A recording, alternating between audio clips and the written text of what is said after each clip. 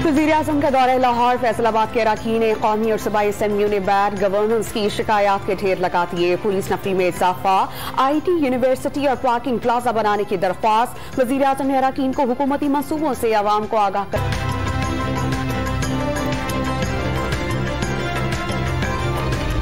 KMC ने gutter बागीचा की 200 एकड़ अराजी की वापसी के लिए chairman KMC officers cooperative housing society को खत लिख दिया। सुप्रीम कोर्ट के अहकाम के मुताबिक मज़कूरा जमीन पर अवामी पार्क बनाया जाएगा। खत का मतन।